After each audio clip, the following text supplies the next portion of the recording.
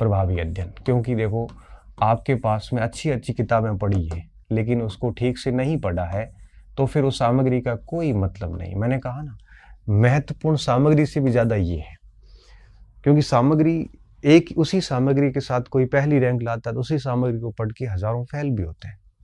आप देखना, किसी सामग्री के साथ किसी ने टॉप किया तो उसी सामग्री की कहीं आलोचना भी सुनने को मिल जाएगी आपको। रीजन ये होता है कि हर व्यक्ति अपने अपने एंगल से समीक्षा करता है। मैं मानता हूं कि कुछ भी खराब नहीं है, सब बढ़िया है। किसी के दृष्टिकोण से कोई खराब हो सकता है, किसी के दृष्टिकोण से वो बेस्ट भी होता है। तो वो समीक्षाएं आप उस पर जो ध्यान न दीजिए, क्योंकि किसी के लिए खराब है वो जरूरी नहीं आपके लिए भी खराब है, किसी के लिए वो सही है तो जरूरी नहीं कि आपके लिए भी वो सही है। हर व्यक्ति की तरीके अलग होते हैं, उसकी रिक्वायरमेंट अलग होती है ना। तो आपको मैं यही सलाह दूंगा कि ये सारी चीजें आप अपने लेवल से तय कीजिए, आप खुद डिसीजन लीजिए, एक विवेकशील विद्यार्थी बनिए, तब मजा आएगा। नहीं तो क्या है कि आपको कोई भी मूर्ख बना देगा। ठीक है। अब प्रभावी अध्ययन कैसे करना होता है?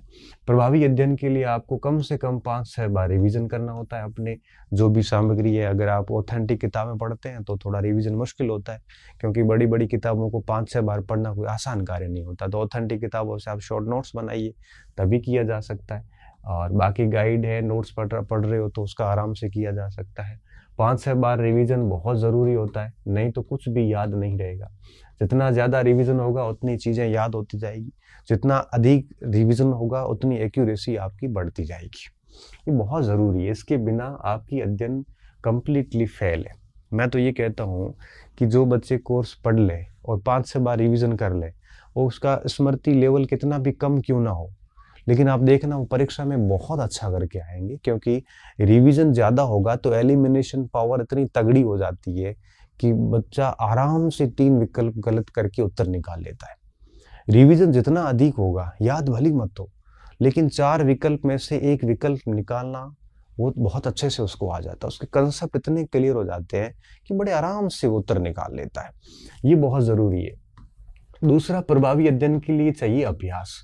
रिवीजन के साथ साथ में आप पुराने पेपर की जबरदस्त प्रैक्टिस कीजिए। ये आपको बहुत ही एक प्रकार से सुधार देते हैं। आपको पता चलने लगता है कि किस टॉपिक से कैसे प्रश्न आते हैं। आपको महत्वपूर्ण बिंदुओं का ज्ञान हो जाता है, आपको कमजोर बिंदुओं का भी ज्ञान हो जाता है। आपको ये पता चलने लगता है कि किस टॉपिक से कैसे कैसे प्रश्न आते हैं। अगर आपको एक अच्छा, यूं कहिए कि एक स्टूडेंट बनना है कि भाई मुझे परीक्षा को कैसे पास करना है, ये खुद से सीखना है, तो ये सबसे बेस्ट होता है कि अभ्यास कीजिए। और तीसरी जो बात आती है वो आती है टाइम मैनेजमेंट, है ना, समय प्रबंधन। ये बहुत ज़रूरी है और इनके बिना ऊपर की जो दोनों बातें हैं ना, ये रिवीजन और अभ्यास, ये दोनों नहीं हो पाएगी। अगर आप अपने टाइम को खराब कर रहे हैं तो कब रिवीजन करोगे, कब अभ्यास करोगे? रिवीजन भी कब होगा? जब एक बार पाठ्यक्रम पूरा होगा। पाठ्यक्रम पूरा कब होगा? जब सामग्री का चयन होगा। सामग्री का चयन कब होगा? जब लक्ष्य का निर्धारण होगा। लक्ष्य का निर्धारण कब होगा? जब आप समीक्षा करके और तय करोगे। अगर आप नहीं करोगे तो कुछ नहीं होने वाला। टाइम मैनेजमेंट बहुत ज़रूरी है और आज की तारीख में बड़ी दिक्कतें हैं टाइम मैनेजमेंट के साथ में।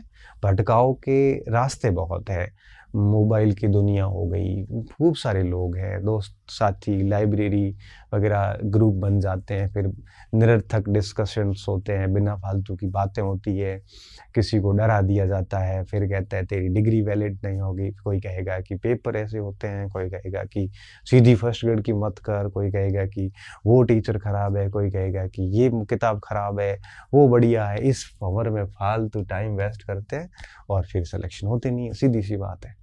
तो टाइम को आप मैनेज करिए। मैं देखता हूँ बच्चे पूरा दिन कमेंट सेक्शन में लगे रहते हैं, कभी उस यूट्यूब पे, कभी इस यूट्यूब पे। क्या मिलेगा आपको?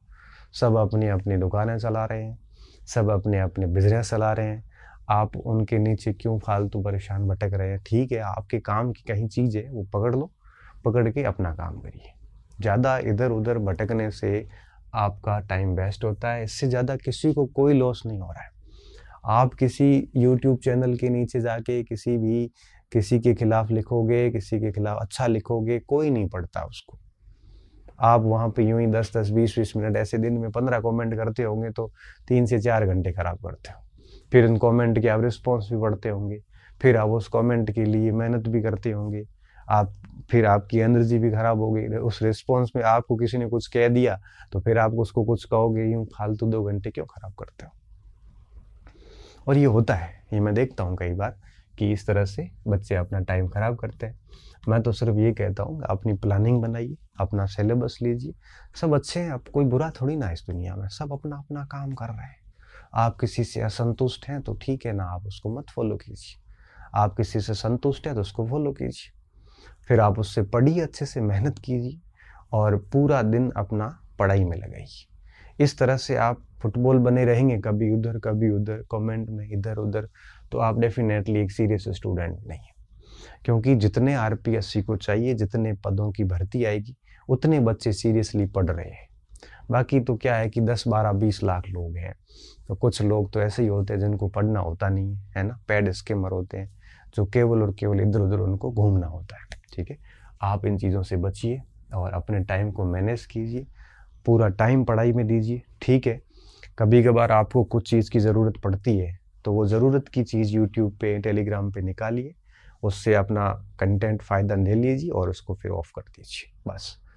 मैंने कई ऐसे स्टूडेंट देखे हैं जिन्होंने बहुत अच्छी रैंक के साथ सेलेक्ट हुए हैं, नौकरियां लग गई, कभी जीवन में उन्होंने, मैंने कहीं देखा नहीं उनका कहीं कमेंट किया हुआ वगैरह, नौकरी लेके अपना जीवन सेट कर दिया।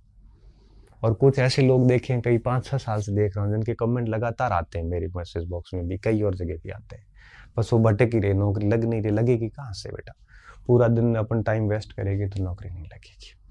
इससे बेहतर ये है कि आप रिवीजन कीजिए, अभ्यास कीजिए, शॉर्ट नोट्स तैयार कीजिए, है ना। और कितना खूबसूरत टाइम है आपके पास में, एनर्जी है आपके पास में, भर्तियाँ अच्छी अच्छी आने वाली हैं, बड़ी अच्छी अच्छी पोस्ट आने वाली है, अच्छी मार्केट में बहुत बढ़िया बढ़िया किताबें हैं, नोट्स हैं, कोचिंग्स हैं, सारी चीज़ें हैं। जटिल टॉपिक है कोचिंग कर लो, सामान्य टॉपिक है खुद समझ लो।